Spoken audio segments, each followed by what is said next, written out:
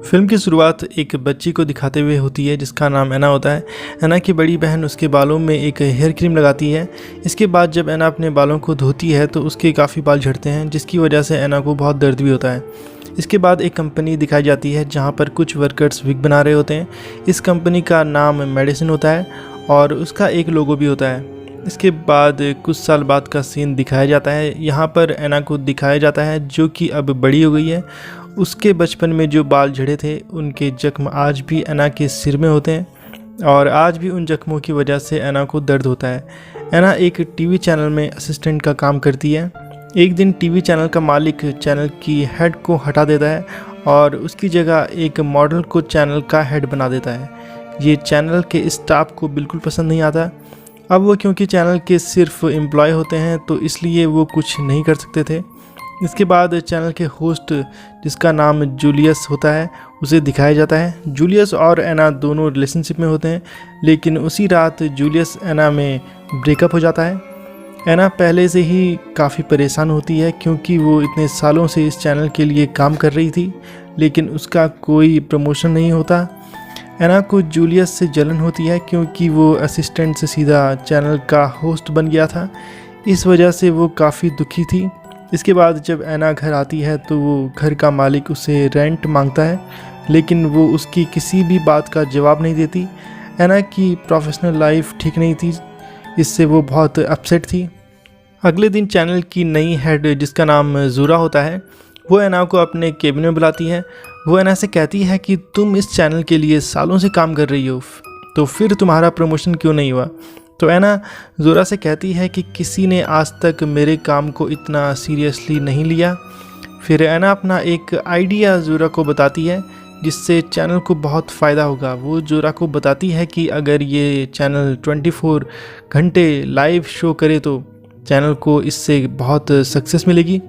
ज़ोरा को उसका आइडिया काफ़ी अच्छा लगता है, इसलिए वो और जानकारियाँ भी ऐना से ले लेती है और वो ऐना को कहती है कि तुम अपने बालों को ठीक करवाओ, तुम्हारे बाल बहुत ख़राब हैं। इसलिए वो ऐना को एक हेयर स्पेशलिस्ट का कार्ड देती है। इसके बाद ऐना अपने अंकल के घर जाती है। उसके अंकल उसे एक प्राचीन कहानियों की किताब देते हैं।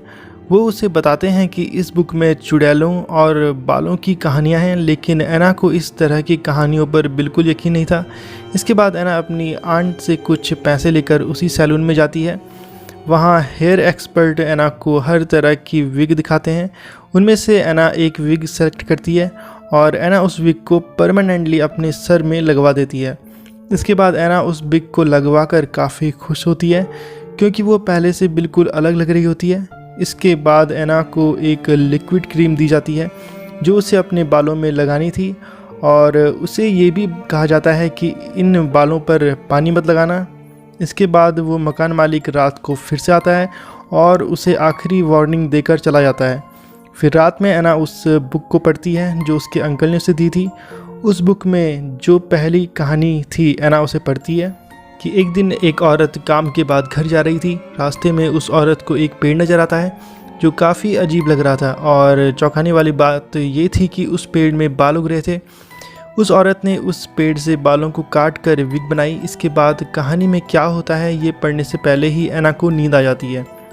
अगले दिन जब ऐना अपने ऑफिस जाती है तो ऑफिस में सब लोग उसे देख रहे होते हैं और उसके नए लुक के लिए उसकी तारीफ़ कर रहे होते हैं। इसके बाद मीटिंग में ज़ोरा ऐना के पूरे आइडिया को चुरा कर अपना नाम लेकर उस आइडिया को सबको बताती है। मीटिंग के बाद ऐना ज़ोरा से चैनल की होस्ट बनने की डिमांड करती है, जिस पर ज़ोरा ऐना को कहती है कि मैं सोचकर तुम्हें बताऊंगी। इसके बाद रात में मकान मालिक नशे में ऐना के रूम में आता है, लेकिन ऐना उस पर चाकू से हमला करती है तो उसके शोल्डर में से खून आने लगता है। फिर यहाँ पर स्ट्रेंज ये होता है कि ऐना के बाल मकान मालिक के अंदर घुसकर उसका सारा खून पी लेते हैं, जिसकी वजह से मकान मालिक की मौत हो जाती है। ये देखकर ऐना काफ़ी डर जाती है और वो उसकी बॉडी को डस्टबिन में डाल देती है। अगले दिन पुलिस को भी पता नहीं चल पाता कि आखिर ये हुआ कैसे। फिर ऐना जब ऑफिस में होती है तो वो पॉजेस्ट हो जाती है और ऐसा लग रहा होता है कि जैसे ऐना के बालों ने ऐना को अपने वश में कर लिया हो। ऐना वो लिक्विड क्रीम अपने बालों में लगाती थी। एक दिन ऐना के हाथ में चोट लग जाती है तो एना के बाल उसके हाथ से निकलने वाला खून भी पीने लगते हैं।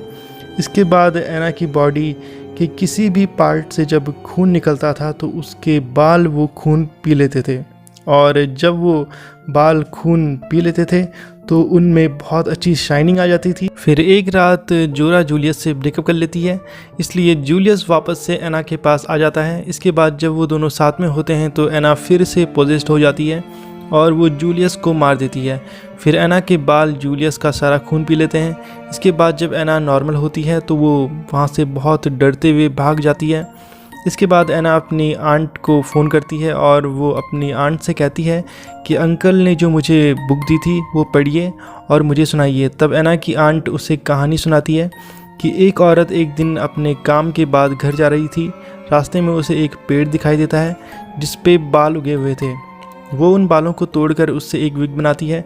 इसके बाद वो विग उस औरत को अपने वश में करना शुरू कर देते हैं और देखते ही देखते वो बाल लोगों को मारने लगते हैं और लोगों का खून पीने लगते हैं। इसके बाद उस औरत को पता चलता है कि वो पेड़ शापित था और उस पर जो बाल उगे थे वो चुड़ैलों के बाल थे। फिर एक दिन उन बालों ने उस औरत को फांसी लगाकर मार दिया। यहाँ पर हमें पता चलता है कि एना ने जो विग पहनी हुई थी वो भी चुड़ैल के बालों से ही बनी थी। ये पूरी कहानी सुनकर एना बहुत डर जाती है। इसके बाद वो डिसाइड करती है कि वो उस सैलून में जाएगी और इस विग को हटवा देगी। इसके बाद एना रात में ही उस सैलून में जाती है। वहाँ वो औरत भी आई होती है जो पहले चैनल की हेड हुआ करती थी। एना सैलून वालों से बोलती है कि इस विग को हटा दो। फिर जैसे ही हेयर एक्सपर्ट कैंची से बालों को काटने ही वाली होती है तभी वो बाल सैलून में एक एक कर सबको मार देते हैं, और इसमें वो चैनल की पुरानी हेड भी होती है। फिर वो बाल सबके खून को पी लेते हैं। इसके बाद एना बहुत ज़्यादा डर जाती है और वो डर कर अपने ऑफिस में आ जाती है। वो वहाँ पर एक डेड बॉडी देखती है, उसके खून को भी सक किया होता है। फिर एना सोचती है कि आखिर ये किसने किया होगा, मैं तो यहाँ पर नहीं थी। वहाँ एना को जोरा दिखती है जिसे भी उन बालों ने पोजेस्ट किया होता है, क्योंकि जोरा ने भी वही विग लगवाई थी। इसके बाद जोरा बहुत डर जाती है और वो अपने बालों को काटने की कोशिश करती है, लेकिन तभी वो बाल जोरा को गले से जकड़ कर मार देते हैं। अब इसका मतलब एना केवल अकेले ही नहीं थी जिसने वो चुड़ैलों के बाल लगवाए थे, बल्कि शहर में बहुत सी औरतों ने वो विग लगवाई थी। इसके बाद जब नेक्स्ट डे एना ऑफिस जाती है तो उसे कहा जाता है कि जोरा और जूलियस कहीं चले गए हैं, इसलिए उसे शो होस्ट करना होगा। तो फिर एना शो को होस्ट करती है। फिर तभी वहाँ पर जोरा आ जाती है, लेकिन जोरा तो मर चुकी थी, मतलब जोरा को उन बालों ने कंट्रोल किया हुआ था। जब शो होस्ट करने के बाद एक एम्प्लॉय से वो मिलती है तो जोरा उसे मार देती है। अब वो एना को मारना चाहती थी। अब वहाँ जोरा और एना के अलावा कोई नहीं था। एना जोरा से बचने के लिए यहाँ वहाँ भागती है। फिर भागते हुए वो एक कमरे में पहुँच जाती है जहाँ पर वो बहुत सारे चुड़ैलों और उनके बालों को देखती है। ये देखकर एना वहाँ से भागती है। फिर तभी रास्ते में एना को उसकी एक दोस्त मिलती है। फिर जैसे ही वो दोनों वहाँ से भागने वाले होते हैं तभी एक चुड़ैल एना की दोस्त को मार देती है। इसके बाद एना एक वॉशरूम में छुप जाती है। वहीं एना को मारने के लिए जोरा और बहुत सी चुड़ैलें बाहर होती हैं। इसके बाद एना को लगता है कि अब शायद वो नहीं बच पाएगी। इसके बाद एना सिगरेट जलाती है और फिर तभी उसे एक फायर पाइप वहाँ दिखाई देता है। तो एना उसके पास जाकर लाइटर जलाती है, जिसकी वजह से वो सारा पानी एना, जोरा और वहाँ पर जितनी भी लेडी थी सबके सर पर गिर जाता है और उन सबके बाल गीले हो जाते हैं। एना अपने बालों को स्टिच समेत उखाड़ फेंकती है, क्योंकि चुड़ैलों के बाल पानी में कुछ नहीं कर सकते थे। इसके बाद एना बाहर आती है तो वो देखती है कि सारी औरतें मर चुकी हैं, लेकिन जोरा की बॉडी अभी भी उन बालों के कंट्रोल में ही थी। लेकिन एना उसे इग्नोर करते हुए वहाँ से घर चली जाती है। अब एना बिल्कुल ठीक हो जाती है। अगले दिन एना को ये पता चलता है कि जो लिक्विड क्रीम उसने अपने बालों में लगाई थी वो असल में पिग के खून से बनी थी, लेकिन ये उन बालों के लिए काफ़ी नहीं था, इसलिए उन चुड़ैलों के बालों ने इतने सारे लोगों को मारा था। फिर तभी एना उस बुक पर एक लोगो देखती है। वो लोगो मेडिसिन कंपनी का लोगो होता है, यानी इन सब के पीछे मेडिसिन कंपनी का ही हाथ है। कंपनी का लोगो वाला ट्रक पूरे शहर में घूमता रहता था। ये शहर में लड़कियों पर नज़र रखने के लिए घूमता था। और यहाँ हमें ये भी पता चलता है कि मेडिसिन कंपनी का मालिक और टीवी चैनल का मालिक एक ही आदमी था। इसके बाद एना की बहन भी उसी सैलून में वही विग लगवाने जा रही होती है। यानी कि ये सब चलता ही रहेगा, कभी ख़त्म नहीं होगा। जो भी इस विग को लगवाएगा वो उन चुड़ैलों के वश में आ जाएगा। इसके बाद वो पेड़ दिखाया जाता है जिसमें चुड़ैलों के बाल उग रहे थे और अब उन बालों ने पूरे जंगल को अपने कंट्रोल में ले लिया था और फिल्म यहीं पर पूरी हो जाती है। तो दोस्तों, आपको आज का हमारा ये वीडियो अगर पसंद आया हो तो लाइक ज़रूर कीजिए, चैनल को सब्सक्राइब करना मत भूलिए and hit the bell icon button, ताकि आप ऐसे ही वीडियोस हमारे चैनल पर देखते रहें। तो आज के लिए बस इतना ही। Thank you so much.